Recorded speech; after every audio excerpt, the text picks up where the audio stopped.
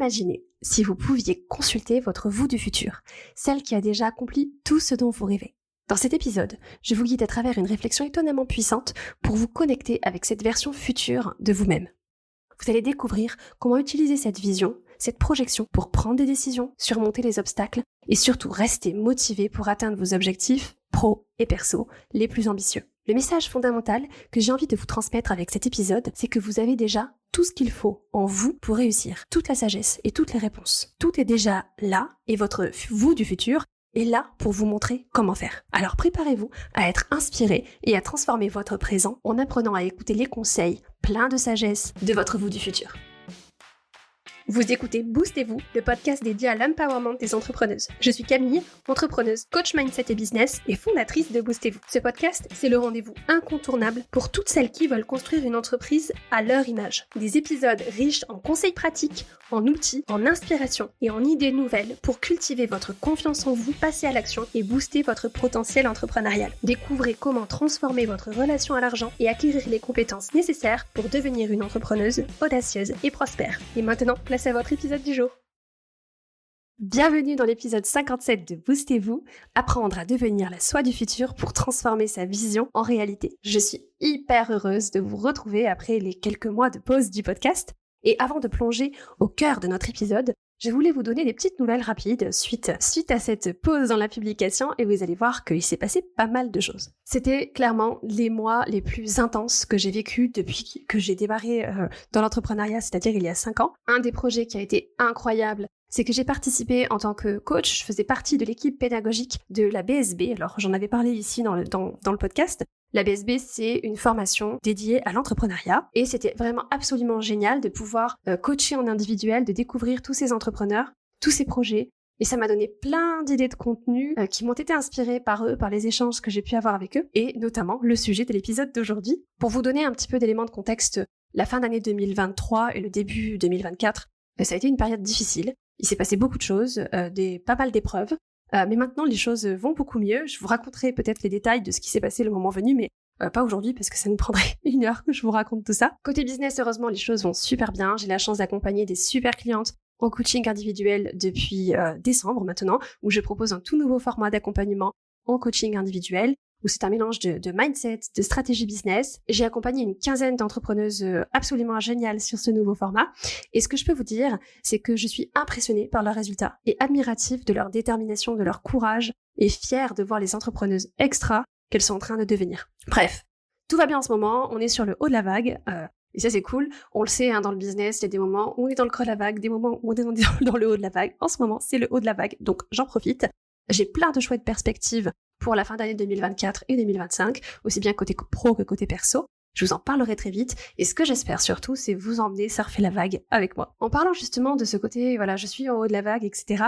Est-ce que ça vous est déjà arrivé d'avoir ce sentiment où vous regardez votre vie et vous vous dites que ça y est, vous êtes arrivé là où vous vouliez aller? Quand je regarde ma vie dans le rétroviseur, quand je repense à ma vie il y a 5 ans, j'étais salariée, j'étais malheureuse dans mon boulot, on était locataire d'un petit appartement à Lyon. Et aujourd'hui, j'ai mon business de coaching qui tourne très bien. On a acheté notre appartement de rêve à Lyon. J'ai mes 2 enfants qui sont superbes. J'ai mon mari et moi, on va très bien. On a plein de projets, aussi bien en pro qu'en perso, qui nous enthousiasment.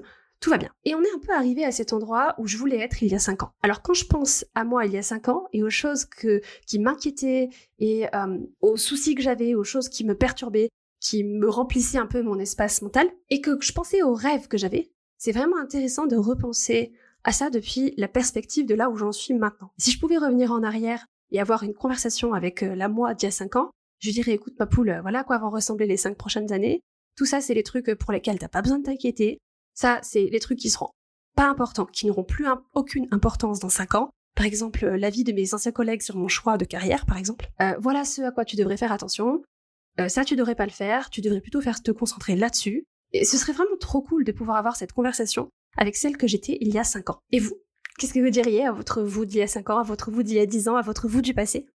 Chaque fois que je fais cet exercice, à chaque fois, je me dis que j'aurais pas dû douter de moi, que j'aurais dû plus me faire confiance et que j'aurais pas dû m'inquiéter une seule seconde. Alors chaque fois que je me retrouve en train de douter et de m'inquiéter, maintenant, j'y repense. Je me dis, change de perspective, demande à la toi du futur, la toi dans 5 ans, et demande-lui ce qu'elle voudrait te dire là maintenant. Et j'ai beaucoup parlé de cet exercice, de cette perspective de la soi du futur, avec les élèves de la BSB. J'en parle aussi beaucoup avec mes clientes en coaching. C'est un exercice à travers lesquels je les coach quasiment toutes.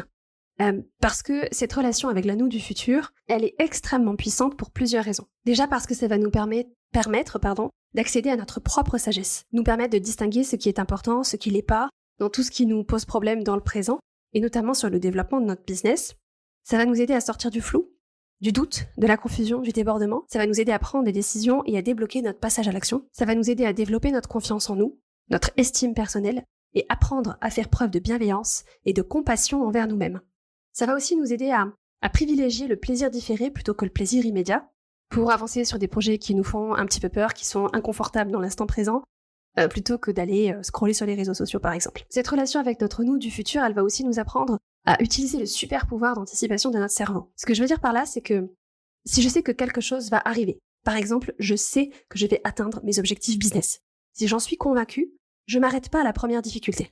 Si on fait un parallèle avec les vacances, si ma vision, mon objectif, c'est d'aller en vacances à la mer, je vais pas faire demi-tour au premier feu rouge sur la route des vacances parce que je sais que les vacances à la mer sont certaines.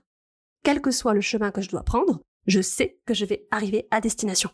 Je ferai peut-être un épisode à part entière sur ce pouvoir d'anticipation de notre cerveau, et dites-moi d'ailleurs si ça vous intéresse et je vous prépare ça. Pour l'épisode d'aujourd'hui, je veux surtout vous donner les outils pour accéder à la sagesse de la vous du futur.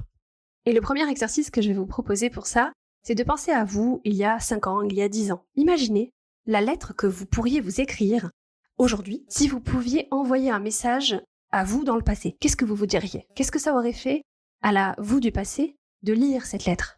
Quel impact ça aurait eu sur elle ? Je vous recommande vraiment de faire cet exercice. Ne vous contentez pas d'y penser dans votre tête, faites-le vraiment. Écrivez cette lettre. D'ailleurs, pour vous aider à passer au concret avec cet exercice, je vous propose un tout nouvel outil gratuit pour faire ce travail de connexion entre la vous du présent, la vous du futur, la vous du passé.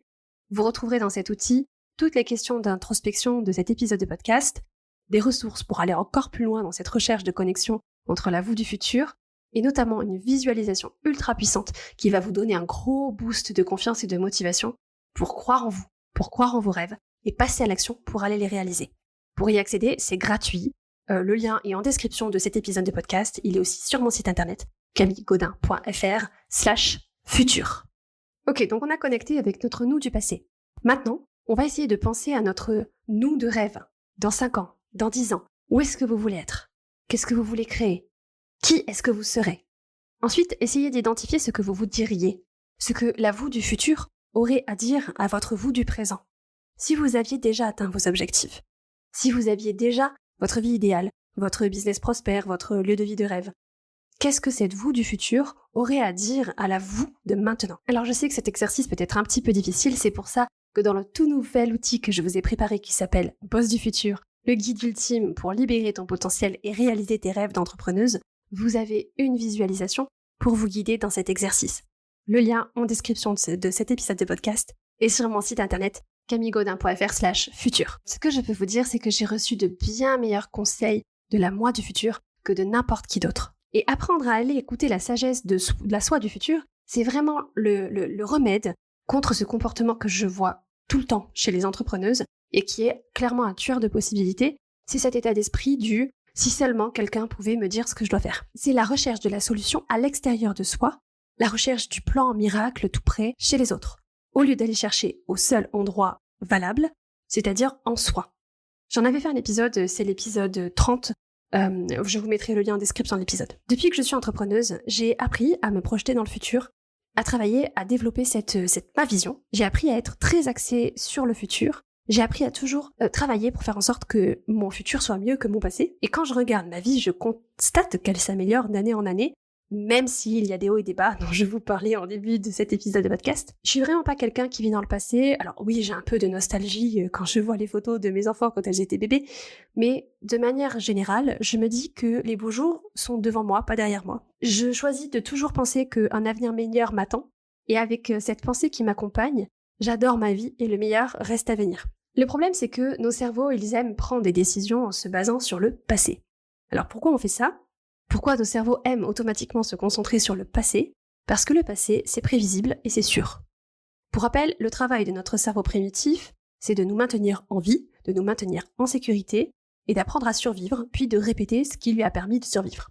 C'est comme ça que les humains ont évolué, et c'était très utile à une certaine époque où les humains vivaient dans un environnement hostile, parce que c'était du type mange pas ce fruit parce que tu le connais pas, ne saute pas du haut de cette falaise, ne t'approche pas de cet animal parce que c'est un prédateur, cache-toi dans cette grotte parce que tu risques de te faire manger par un tigre. On apprend de notre expérience ce qui fonctionne, ce qui ne fonctionne pas, et donc le cerveau, quand il est en mode survie, il a besoin de se souvenir de ces choses et il y revient pour prendre des décisions basées sur ce qu'on sait déjà. Pourtant, dans l'entrepreneuriat, on a besoin d'apprendre à faire le contraire. On a besoin d'apprendre à prendre des décisions basées sur le futur. Alors, qu'est-ce que ça veut dire de prendre des décisions basées sur le futur ? Alors, je sais que ça peut paraître un peu fou. Qu'est-ce que ça veut dire de se concentrer sur le futur ? Qu'est-ce que ça veut dire de prendre des conseils de moi du futur ? Qu'est-ce que ça implique au niveau de notre cerveau ? Quelle est la compétence requise en termes de compétences mentales, en termes de ce qui se passe dans notre cerveau ? C'est la compétence de l'imagination. Et cette imagination, elle nécessite de la créativité. Elle nous demande de vivre à partir de nos possibilités, de notre inspiration, de notre futur. Donc pensez à ça. Si au lieu de vivre à partir de ce que je sais déjà faire, je vis à partir de mes possibilités. Ça arrive très souvent que, par exemple, une cliente en coaching me dise « je peux pas atteindre ce niveau de chiffre d'affaires, c'est pas possible ». Ma réponse sera toujours « ah bon, pourquoi ? Comment tu le sais ?» La plupart du temps, elles me répondent « je l'ai jamais fait avant, je peux pas gagner 10, 5, 20 000 euros de chiffre d'affaires, je peux pas proposer cette nouvelle offre, je sais pas vendre, je peux pas doubler mes tarifs parce que je l'ai jamais fait avant ». Quand on y pense, ce type de raisonnement, il est presque absurde. C'est presque ridicule qu'on utilise ce type d'excuse. Et c'est une erreur de pensée. C'est comme s'il y avait un bug dans la matrice. Encore une fois, c'est pas un défaut de caractère, c'est une programmation automatique de notre cerveau. Et la bonne nouvelle, c'est qu'on peut apprendre à le reprogrammer, et je vais vous expliquer comment on peut faire dans un instant. Parce que comment quelqu'un pourrait faire quelque chose de nouveau s'il se base uniquement sur ce qu'il a déjà fait auparavant ? C'est pas possible. Imaginez, si on avait eu cet état d'esprit quand on était petit, quand on était des enfants, non, je peux pas apprendre à marcher parce que je l'ai jamais fait avant, je peux pas apprendre à courir parce que je l'ai jamais fait avant, je peux pas apprendre à faire du vélo, à me verser un verre d'eau parce que je l'ai jamais fait avant. C'est un bug dans la matrice. Alors, pourquoi on fait ça une fois qu'on a atteint l'âge adulte ? Parce que vivre à partir de notre passé, c'est très prévisible, c'est très sûr, c'est très confortable. On sait comment le faire, c'est la routine, c'est ce dont on a l'habitude, mais ça nous fait stagner. Et pour la plupart d'entre nous, ce type de programmation va avoir pour conséquence qu'on va être obligé de compenser. De surcompenser pour survivre, pour rester suffisamment heureux dans cette espèce de statu quo, pour faire en sorte que le surplace reste supportable. Parce que on a tous en fait naturellement cette inclinaison pour la croissance, qui nous vient d'une autre partie de notre cerveau, qui est le cortex préfrontal, et qui vient en opposition contre ce schéma de fonctionnement de notre cerveau primitif, qui favorise la certitude, la prévisibilité et l'absence de changement. On a ce quelque chose en nous qui nous pousse vers le risque de changer. Et vous le savez parce que je suis sûre que vous l'avez déjà ressenti. Quand on ne répond pas à ce désir de changement et de croissance, on se retrouve généralement à devoir compenser. Et toute évolution va dépendre de notre capacité à penser de nouvelles pensées, des pensées utiles, des pensées qu'on aura choisies intentionnellement.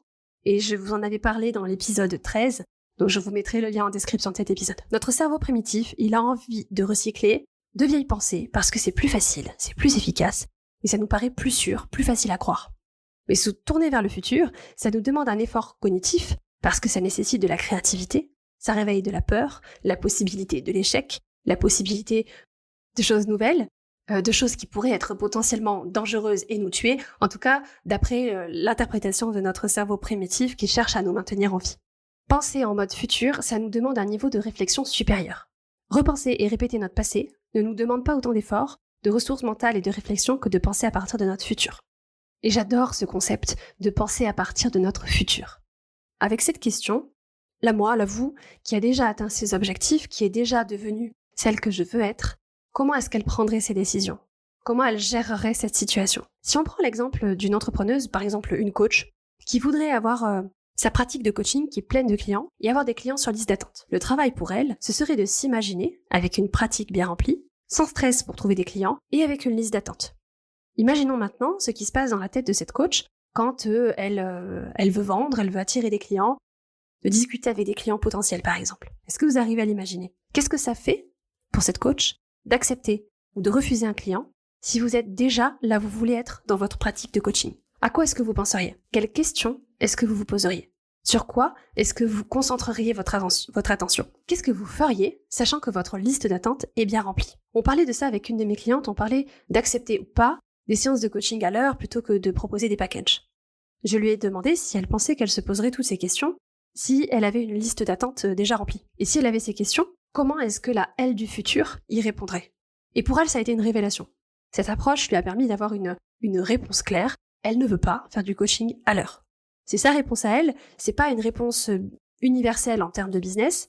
Peut-être que pour d'autres coachs, pour d'autres business, le coaching à l'heure peut avoir du sens, mais en tout cas pour elle, c'était clair que non, c'est pas quelque chose qu'elle voulait maintenir dans son business. L'important à comprendre, c'est que quand on vit dans cet état d'esprit, on ne pense pas constamment à aller chercher des clients ou à remplir son agenda avec des clients, que ce soit des clients de coaching ou de n'importe quel autre type de service d'ailleurs. On n'est pas obsédé par ça, on est en paix, on est sereine. Et nos désirs changent et on ne se concentre plus uniquement sur la recherche de clients. Alors je sais que c'est un petit peu bizarre et que ça peut paraître étrange de se poser cette question, à quoi est-ce que je penserais si je ne pensais pas à remplir ma pratique, si je ne pensais pas à trouver des clients? Parce que quand notre mode de pensée a toujours été focalisé sur le fait de trouver des clients et à se poser 1000 questions pour savoir si on est suffisamment légitime, pour les aider, etc., syndrome de l'imposteur, n'est-ce pas? On a du mal à imaginer à quoi ça ressemblerait de ne plus y penser. Quand j'ai voulu arrêter de stresser pour trouver des clients, j'ai commencé à imaginer cette situation et j'ai vraiment eu du mal à le faire, je vous le cache pas. Et je me suis dit, par exemple, si j'assistais à un événement de réseautage et que j'étais pas là à chercher désespérément à attirer des clients et à remplir mon planning de coaching, qu'est-ce que ça me ferait? À l'époque, j'ai dû vraiment me poser cette question et commencer à réfléchir à l'identité que j'aurais quand je serai à ce stade de développement de mon business. Et ça m'a demandé clairement beaucoup d'efforts, de projections, mais c'était des efforts qui ont clairement payé. Parce qu'on a généralement tendance à penser que le monde fonctionne comme ça. On obtient un résultat, et ensuite on apprend comment être cette personne qui vit avec ce nouveau résultat. Sauf que ça marche pas comme ça, c'est même en fait tout le contraire. Je vous ai déjà parlé dans un épisode de podcast du modèle de Brooke, dans plusieurs épisodes d'ailleurs. Ce modèle, il explique que les circonstances, c'est-à-dire que les faits, neutres, sont interprétés par nos cerveaux pour donner des pensées. Donc des pensées, ça peut être des phrases ou des images dans nos têtes. Nos pensées génèrent nos émotions qui servent de carburant pour nos actions et nos comportements. Et l'ensemble de ces actions nous donne un résultat. Donc c'est circonstances, pensées, émotions, actions, résultats. En fait, la façon la plus simple de créer n'importe quel résultat, c'est de devenir la personne qui crée ce résultat pour identifier grâce au modèle la pensée qui créerait l'émotion qui servira de carburant aux actions qui aboutiront au résultat. Pas besoin d'attendre d'avoir des résultats pour commencer ce changement d'identité. Donc, si je vais à un événement de réseautage, une soirée de networking, quand je suis sur les réseaux sociaux, voilà, tous les moyens que je peux imaginer pour trouver des clients, à quoi est-ce que je pense si je suis une coach qui a une pratique pleine de clients et une liste d'attente? Je vais vous dire ce à quoi je ne pense pas. Je ne pense pas à comment faire pour attirer plus de clients. Je ne pense pas au temps qu'il me faudra pour que quelqu'un me contacte pour un appel découverte. Je ne pense pas au temps qu'il faudra pour remplir mon emploi du temps. Je ne pense pas non plus à la vitesse à laquelle je peux décrocher des nouveaux clients. Je ne pense pas à quand est-ce que mon prochain client va arriver. Je cherche pas à mettre les gens dans des cases pour savoir si telle personne est un client potentiel ou si c'est une personne qui essaye de me vendre quelque chose, par exemple. Vous savez à quoi je pense? À des choses qui sont en fait complètement différentes. Peut-être que vous vous dites, ok, donc si j'ai la pensée « je veux plus de clients » et que je veux changer cette pensée, est-ce qu'il faut la remplacer par « je ne veux pas plus de clients » Alors pas tout à fait, c'est pas tout à fait comme ça que ça marche. Donc imaginez que vous êtes une entrepreneuse qui ne galère pas pour attirer des clients, qui ne désespère pas pour savoir comment remplir son emploi du temps. Vous n'entrez pas dans une réunion de networking en pensant à cette pensée « je ne veux pas plus de clients ». Vous n'y pensez même pas en fait.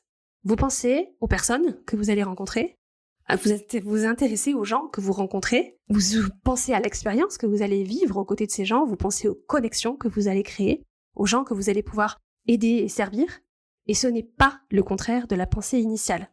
C'est quelque chose de complètement différent. Vous pensez à l'atmosphère, vous pensez à la collaboration, vous pensez à ce que vous allez créer en termes d'impact dans cette réunion, mais vous ne pensez pas constamment à attirer des clients. Maintenant, vous pouvez penser à ce que vous allez proposer comme service, sur comment vous pouvez aider, mais vous n'y pensez pas en mode désespéré, angoissé et anxieuse. C'est pour ça que je vous invite à passer autant de temps que possible à vous concentrer sur l'avenir pour que vous puissiez commencer à être la personne qui a atteint vos objectifs dès maintenant. Vous pouvez commencer à écrire par exemple, et c'est une chose vraiment cool à faire, vous pouvez commencer à écrire dans votre journal comme si vous y étiez déjà. Et par exemple, vous pouvez dire, je ne pense pas attirer plus de clients. Ce que je pense à la place, c'est... Et vous finissez cette phrase. Je me souviens que j'avais cette pensée que ça devait être absolument génial d'avoir une pratique pleine de clients et de plus galérer pour trouver des clients. Et je me souviens que je me suis dit que les entrepreneuses qui en étaient à ce stade de développement, elles devaient être tout le temps en train de parler de leur réussite, tout le temps en train de penser à leur succès et à leur clientèle qui déborde, qu'elles devraient être ultra excitées par leur liste d'attente, etc. La vérité, c'est que non. Quand on arrive à ce stade de développement, évidemment, on est contente, on est fière, mais on n'y pense pas non plus toute la journée. Les entrepreneuses qui ont ce niveau de succès-là ne sont pas obsédées par des pensées qui tournent autour du fait de remplir leur business. C'est justement pour ça qu'elles sont des business florissants. Alors, vous avez peut-être du mal à y croire. Ce que je vous propose, c'est de faire une comparaison, de faire un parallèle avec un autre domaine que l'entrepreneuriat. Par exemple, si on se pose la question de la perte de poids. Vous savez, qui pense tout le temps à la nourriture et à leur corps et au fait d'être mince? Les personnes qui se considèrent en surpoids et qui veulent perdre du poids. Les personnes en perte de poids pensent tout le temps à être mince, à vouloir être mince, comment devenir mince, comment rester mince, etc., etc. Les personnes qui sont déjà minces, ou celles qui sont bien dans leur corps, quelle que soit leur taille, mince ou pas d'ailleurs, elles ne pensent pas constamment à leur poids. Elles ont des pensées qui sont complètement différentes. Ça ne veut pas dire qu'elles ne mangent pas ou qu'elles mangent plus, ça veut juste dire que leur temps mental, le temps mental qui est associé à l'alimentation, est limité aux activités alimentaires. On n'est pas sur un truc obsessionnel où on pense plus qu'à ça tout le temps. Donc, pour apprendre à être votre futur vous, commencez à imaginer ce que ça ferait si vous aviez déjà atteint vos objectifs et votre vie idéale. À quoi est-ce que vous penseriez toute la journée? Si vous aviez déjà 10, 100, 1 million d'euros de chiffre d'affaires, vous ne penseriez pas à ces sommes tout le temps et à comment faire pour les obtenir. Qui sont les personnes qui pensent à obtenir 1 million d'euros? C'est quelqu'un qui n'a pas encore 1 million d'euros. C'est incroyable finalement quand on y réfléchit, mais le fait de commencer à nous identifier à notre nous du futur et à réfléchir aux conseils qu'on recevrait de notre nous du futur, mais aussi à comment est-ce que je penserais quand je serai arrivé à ce stade de développement, quand j'aurai atteint ces objectifs. Dans mon programme de coaching de groupe, le Power Business Club, qui est focus sur le passage à l'action chez les entrepreneurs, il y a tout un module pour apprendre à être en mode focalisation sur le futur, justement. Et je veux partager avec vous un exercice ici. D'ailleurs, ce programme fera son retour prochainement. Alors n'hésitez pas à vous inscrire sur la liste d'attente pour avoir toutes les infos en avant-première. Le lien est en description de cet épisode de podcast et sur mon site internet. Donc voici l'exercice. Pensez à votre vie comme une ligne droite horizontale. Au début de la ligne, on met un 0 pour représenter le jour de notre naissance. À la fin de la ligne, on met le nombre 100. Maintenant, cochez la zone appropriée entre ces deux chiffres pour indiquer votre âge actuel. Et en regardant ce schéma, voyez l'espace qui représente le temps que vous avez déjà vécu, puis regardez combien de temps il vous reste probablement à vivre. Cet outil, le diagramme du futur, est génial pour vous aider à prendre conscience de combien de temps il vous reste à vivre. Si vous prévoyez de vivre jusqu'à 100 ans, ce qui n'est pas complètement irréaliste quand on considère les avancées scientifiques de ces dernières années et des prochaines années, combien d'années est-ce qu'il vous reste à vivre? Pour certaines d'entre nous, on a plus de vie à vivre que de vie qu'on a déjà vécue. Et quand on considère en plus que les 20 premières années de notre vie, on vivait en fonction des exigences de l'école et de nos parents, on a finalement beaucoup plus de vie indépendante et autonome à vivre dans notre futur qu'on a déjà vécu. Donc quand on est jeune, on est généralement très tourné vers l'avenir, ce qui rend la vie excitante, captivante, et voilà, on a envie de croquer la vie à pleines dents. On attend avec impatience la fin des études, le premier boulot, le mariage, les enfants. Et après quoi? La retraite? C'est à ce moment-là que beaucoup de personnes se tournent vers le passé. On commence à regarder où on a été au lieu de regarder ce vers quoi on va. Alors que c'est exactement à ce moment de nos vies qu'on a les outils pour vraiment réaliser quelque chose, pour vraiment accomplir quelque chose. On a développé une sagesse qui est importante tout au long de notre passé pour pouvoir l'utiliser maintenant dans notre vie, pour accomplir des choses et pour réaliser nos rêves. On se contente pas d'attendre la retraite et d'attendre que ça passe. On se relève, on relève nos manches et on y va. Il est temps de planifier et de réaliser de grands résultats et il n'est jamais trop tard, quel que soit notre âge. La question à se poser, c'est où est-ce que je vais? C'est une question vraiment incroyable et fantastique à considérer. Où est-ce que je serai dans 5 ans si je continue à vivre de la façon dont je vis aujourd'hui? Où est-ce que je serai dans 10 ans, dans 20 ans, dans 30 ans? Qu'est-ce que je veux vraiment avoir dans plusieurs années? Est-ce que je suis sur le chemin que j'ai envie de suivre ou pas? Et si je ne suis pas sur ce chemin, qu'est-ce que je peux changer pour me mettre sur la voie de la réalisation de ce que je veux le plus dans ma vie? J'aime beaucoup cette image du gouvernail sur un bateau. Si on le déplace un tout petit peu aujourd'hui, on se retrouvera dans un endroit complètement différent dans 5 ans. On n'a pas forcément besoin de faire des changements drastiques et des changements massifs dans nos vies, dans nos business, pour créer l'avenir qu'on veut. Si vous êtes en route vers l'endroit où vous voulez aller, alors félicitations, tenez bon, accrochez-vous. Mais si vous voulez être ailleurs, dans 5 ans, dans 10 ans, le moment de changer, c'est maintenant. Donc, combien d'argent vous voulez avoir? Où est-ce que vous voulez vivre? Quel type de travail vous voulez faire? Dans quelle forme physique est-ce que vous voulez être? Posez vos bases, les bases de votre vie que vous voulez avoir, et puis allez chercher ce que vous voulez. Quand on est axé sur l'avenir, on peut commencer à visualiser cette future nous, cette vie du futur. Notre nous du futur, faut l'imaginer comme cette personne au sommet de la montagne. Elle est sans aucun doute plus accomplie qu'on ne l'est nous aujourd'hui, mais elle est nous, juste un petit peu plus loin sur le chemin. Elle est ce qu'on sera, sans les doutes, sans les luttes internes, sans les questionnements, sans les hésitations et les tergiversations. Elle est nous, mais avec un sentiment de paix, d'accomplissement et de réalisation. Elle est ce qu'on est déjà, sans tous nos systèmes de croyances négatives qui nous retiennent en fait aujourd'hui. Et l'un des meilleurs outils que j'utilise au quotidien, dans mon business, dans ma vie perso aussi, c'est d'utiliser la moi du futur comme mentor. Cette moi du futur, elle est mon billet pour la vie que je veux. Je me demande toujours ce que ma moi du futur ferait dans certaines situations. Je l'imagine libérée des croyances négatives que j'ai actuellement, et elle a la confiance de l'accomplissement que je peux lui emprunter quand moi je me sens pas tout à fait confiante sur un sujet.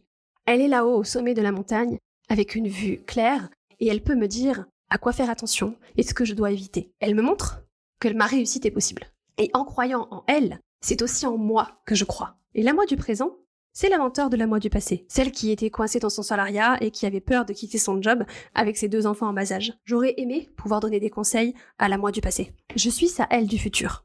Et je lui dirais de pas trop s'inquiéter. Je lui dirais à quel point elle est aimée. Je lui dirais que je suis fière d'elle pour avoir survécu à sa solitude et à son désespoir. Et je lui rappellerai de continuer à travailler dur et de se faire confiance et de suivre son intuition. Je lui dirai que la vue est belle en haut, et que de ma petite montagne, et que ça vaut chaque étape, chaque obstacle en cours de route. Alors pour certaines d'entre vous, je sais que cet exercice il peut sembler un peu perché, un peu inconfortable. Se parler à soi-même et accéder à sa propre sagesse, ça peut vous sembler complètement bizarre, voire complètement cintré. Je comprends. J'accompagne mes clientes en coaching quand on fait cette exploration parce que je sais que c'est pas toujours simple de le faire seul. Ça demande des ressources mentales auxquelles on n'a pas l'habitude de faire appel, mais je vous promets que c'est une compétence qui vaut la peine d'être développée. Tous les conseils, toutes les réponses dont vous aurez jamais besoin sont en vous maintenant. Vous pouvez vous guider vers les bons livres, les bonnes ressources, les bonnes formations et les bonnes personnes pour vous aider dans votre parcours, mais personne d'autre que vous n'a toutes les réponses. Pour vous. Peu importe si vous achetez la meilleure formation business de l'univers, il n'y a personne d'autre que vous qui connaît vos rêves et qui connaît le chemin que vous devez suivre pour les atteindre. Vous êtes votre propre guide et vous possédez en vous votre propre sagesse.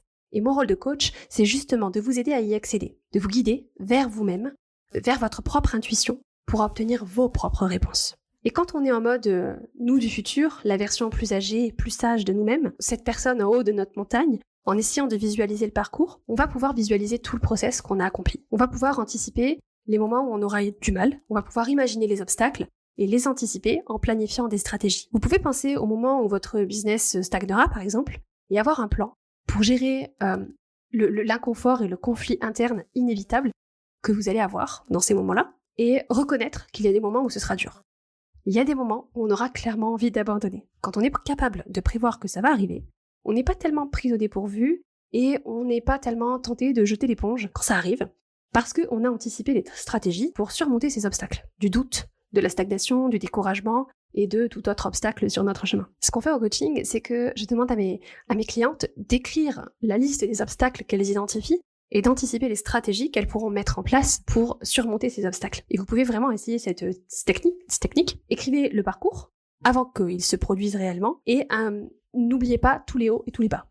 Prévoyez qu'il y a des gens qui vont probablement vous complimenter sur votre business, mais il y a aussi des gens qui vont vous critiquer. Prévoyez que la première fois que vous allez signer un client pour votre nouvelle offre premium, vous allez être hyper contente, ou la première fois que vous ne serez plus dispo et que vous devrez ouvrir une liste d'attente. Mais imaginez aussi que vous allez planter des lancements parce que ça fait partie du game. Qu'est-ce que ça vous sera? Qu'est-ce que ça vous fera tout ça? Les hauts et les bas? Comment est-ce que vous allez les gérer? Prévoyez de vous sentir flippé, de vouloir saboter votre succès pour retrouver votre vieux système de croyances qui fonctionnait pas, mais qui était beaucoup plus confortable. Visualisez-vous faire face à une situation stressante dans votre business et vouloir abandonner vos rêves parce que vous pouvez pas la gérer. Visualisez votre futur vous, paisible et solidaire et savante, comme si elle savait que les pas en arrière, ça fait partie du process. Je vous promets que vous serez challengé sur le chemin. Vous pouvez tomber malade, vous pouvez vous blesser, votre mari peut avoir des problèmes au boulot, Je parle en connaissance de cause ici. Un de vos proches pourrait avoir des problèmes de santé. Comment est-ce que vous allez rester connecté à vous-même et à votre vision, quoi qu'il arrive? Comment est-ce que vous allez rester engagé envers vos rêves lorsque vous vous trouverez pleine de bonnes raisons d'abandonner pour tout simplement vous mettre en mode survie? Vous le ferez en levant les yeux vers votre montagne et en regardant votre vous du futur. Vous le ferez en sachant au plus profond de vous qui vous êtes et que peu importe ce qui se passe, vous pouvez et vous aurez ce que vous désirez vraiment. C'est comme ça que la force de votre rêve sera testée et que votre résilience va augmenter. C'est comme ça que vous pourrez donner l'exemple et devenir celle que vous voulez vraiment être. Planifiez la grandeur, malgré les aléas et des circonstances, et vous l'obtiendrez. Je vous assure que je parle en connaissance de cause ici. Je vous ai dit que mes derniers 12 mois avaient été compliqués, et ce qui m'a permis de tenir, de pas lâcher mon business dans ces moments-là, c'est la force de ma vision et la connexion que j'ai avec la moi du futur. Je vais vous partager la citation de Dan Sullivan qui m'a vraiment retourné le cerveau la première fois que je l'ai lu. Votre futur est votre propriété. Vous pouvez créer n'importe quelle version de celui-ci dans votre esprit et vous pouvez choisir d'y croire ou non. Quand je pense à moi il y a 10 ans et que j'imagine le futur que j'aurais pu avoir, ça me fait vraiment bizarre parce qu'en fait ça aurait été tellement facile de simplement vivre ma vie par défaut. Je serais toujours salariée, cadre, j'aurais une vie plutôt confortable, mais j'avais cette vision plus grande pour ma vie. J'avais très envie de croire qu'autre chose était possible. Maintenant, la vie que je vis aujourd'hui, mon changement professionnel, je me dis que j'ai exactement ce que je voulais à l'époque. Je travaille de chez moi, dans un environnement qui est exactement celui que je voulais il y a 5 ans. Je fais ce que j'aime le plus au monde, je me forme, je teste des outils, je les transmets, je transmets ce que j'apprends. C'est clairement mon job de rêve. Je me suis découvert une véritable passion pour l'entrepreneuriat en plus en cours de route. Et maintenant, bien sûr, je pense à moi dans 5 ans, à moi dans 10 ans et où je veux être et qui je veux être. Ça m'arrive de me dire que parfois c'est trop, que je vois trop grand, que je peux pas le faire et que je peux pas changer et évoluer autant que ça. Mais je pense à la moi du futur et je sais ce qu'elle me dirait. Elle me dirait, arrête de t'inquiéter, arrête de douter autant de toi, tu vas t'en sortir, tu vas y arriver, ne renonce pas, fais-toi confiance. Tout ça, c'est juste une extraordinaire aventure que tu peux rendre aussi excitante, aussi amusante que tu le souhaites. Et autre chose de fascinant que j'ai remarqué, c'est que quand j'imagine le discours que la moi du futur aurait envers moi-même, c'est quasiment le même que celui que la moi du présent aurait vis-à-vis de la moi du passé. Ce que ces deux discours ont en commun, c'est que les deux disent que toutes les choses que je pense être importantes maintenant ne le sont pas finalement. Ce qui m'inquiète aujourd'hui, je l'aurais oublié dans 5 ans, que je vais trouver mon chemin, et c'est probablement pas exactement comme je pense que ça se passera, alors ça sert à rien d'être obsédé par le comment. Je rencontre beaucoup d'entrepreneuses qui n'osent pas croire en leurs rêves parce qu'elles pensent qu'elles doivent tout savoir du chemin exact pour y arriver avant de se mettre en action. C'est comme si il fallait avoir l'itinéraire sur le GPS avant de démarrer, alors que la réalité, c'est qu'on peut pas le savoir avant. La seule chose qu'on peut faire, c'est fixer un point sur la carte, dire c'est là que je veux aller, en sachant que je suis là, mon point de départ il est là. On peut pas savoir comment faire pour y arriver. On peut pas voir l'itinéraire exact qui va nous mener jusqu'à notre destination. On peut faire des hypothèses, on peut imaginer comment on va y arriver, mais ce que j'ai pu constater à 100%, c'est qu'on ne peut pas anticiper le parcours exact qu'on va suivre et qu'on ne peut pas anticiper tous les rebondissements qu'on va vivre tout le long du chemin. Mais on peut devenir cette personne qui réussit à surmonter les obstacles. On peut devenir cette personne qui arrive à destination en se connectant et en nous aidant de cette perspective de la nous du futur. C'est toujours le qui avant le comment. Alors j'espère vraiment que vous prendrez le temps de faire ce travail, de faire les exercices que je vous ai partagés aujourd'hui. Et je vous invite à pas répondre à ces questions, à pas faire ce travail uniquement dans votre tête, et de vraiment sortir vos carnets, vos stylos, un logiciel de prise de notes, peu importe le support, mais de vraiment faire le travail, de vraiment poser tout ça par écrit. Parce que le fait d'écrire une idée, c'est déjà commencer à lui donner vie. C'est déjà l'inscrire dans la réalité. Donc pour vous aider à réellement passer à l'action et découvrir tout le potentiel de votre vous du futur et la future entrepreneuse que vous êtes amenée à devenir, je vous ai préparé un tout nouvel outil gratuit pour compléter cet épisode et vous pouvez le télécharger dès maintenant sur mon site internet. C'est un guide qui est complet sur Notion qui reprend toutes les questions de coaching mentionnées dans cet épisode et il inclut en plus une visualisation incroyablement puissante pour vous connecter avec votre vous du futur, puis des exercices bonus pour vous aider à faire ce changement d'identité et à incarner pleinement l'entrepreneuse que vous avez toujours rêvé d'être. Donc ne laissez pas passer cette opportunité de transformer votre mindset et de passer à la pratique. Pour télécharger cet outil gratuit et commencer la transformation dès aujourd'hui, rendez-vous dans le lien en description de cet épisode de podcast ou sur mon site internet camillegaudin.fr/futur. Donc qui est votre vous du futur? Qu'est-ce qu'elle a accompli? Et en quoi elle est différente de vous actuellement? Quand vous avez ces réponses, vous commencez déjà à devenir cette personne dans le présent. Vous commencez à penser comme elle, à agir comme elle, à prendre des décisions comme elle, et c'est à ce moment-là que vous commencerez à manifester les résultats. Tous les outils pour vous y aider sont dans le guide de transformation Boss du futur, le guide ultime pour libérer votre potentiel et réaliser vos rêves d'entrepreneuse. À le télécharger gratuitement sur mon site internet, lien en description. Voilà, c'est tout pour ce que je voulais vous partager aujourd'hui. Je vous souhaite une excellente semaine et on se retrouve dès la semaine prochaine pour un nouvel épisode. Bisous! Merci d'avoir écouté l'épisode de Boostez-vous de cette semaine. Si vous avez aimé ce podcast, assurez-vous de vous abonner sur votre plateforme d'écoute préférée pour ne jamais manquer un épisode. J'apprécierais énormément si vous pouviez aussi laisser un avis 5 étoiles sur Apple Podcast ou sur Spotify. Vos avis sont précieux pour aider les femmes entrepreneuses comme vous à découvrir tous les conseils et les idées que je partage ici pour aider les entrepreneuses audacieuses à s'épanouir dans un business prospère. Si cet épisode vous a plu, n'hésitez pas à le partager à vos business friends ou sur Instagram où vous pouvez me taguer. Mon compte c'est boost.et.vous. C'est toujours un immense plaisir de voir vos partages et de pouvoir échanger avec vous. Merci à vous pour votre écoute, votre soutien et merci de faire partie du mouvement de l'empowerment féminin. À la semaine prochaine. Bisous!